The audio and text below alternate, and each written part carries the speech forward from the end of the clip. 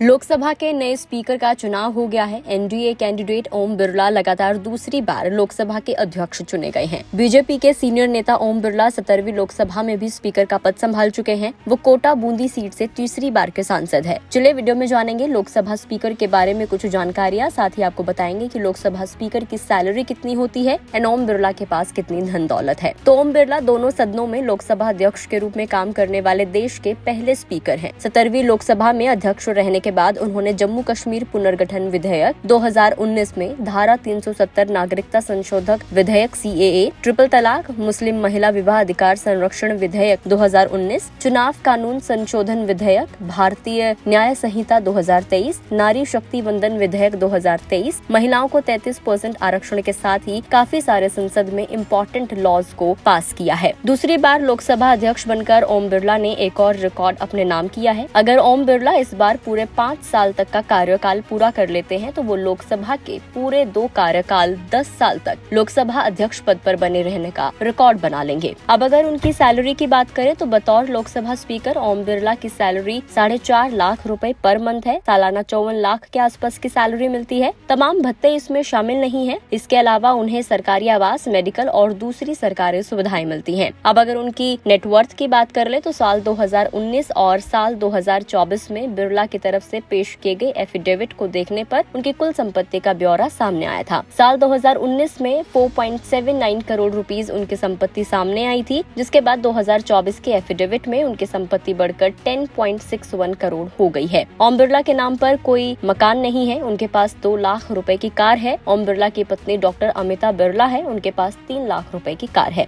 साल 2019 में उनके पास 2 कारें थी, जिनमें एक 6.83 लाख और दूसरी 5.68 लाख की थी। साल 2019 में बिरला दंपति के पास 16 लाख की कारें थी। अब 2 कारें 5 लाख रुपए की हैं। इसके अलावा अगर हम उनकी कुछ आय की बात कर ले तो बिरला और उनकी पत्नी की आय करंटली 36 लाख रुपीस है। साल 2019 के नामांकन के दौरान उनकी इनकम 33.33 लाख रुपीस थी। बिरला की खुद की आय बढ़ गई है। पत्नी की आय 25.36 लाख से 22.129 लाख रुपीस हो गई है। अब अगर उनके बैंक खातों में जमा राशि की बात कर ले तो साल 2019 में 5 बैंक खातों में 19.75 लाख रुपीस जमा थे, जबकि करंटली 4 बैंक खातों में 1.85 करोड़ रुपीस जमा है। उनकी पत्नी के 3 बैंक खातों में साल 2019 में 35.50 लाख रुपीस जमा थे और अब ये अमाउंट 94.94 लाख है। इस समय बिरला दंपति के खातों में 2.80 करोड़ रुपीस डिपॉजिट है। साल 2019 में दोनों के पास मिलाकर महज 55 लाख रुपए जमा थे।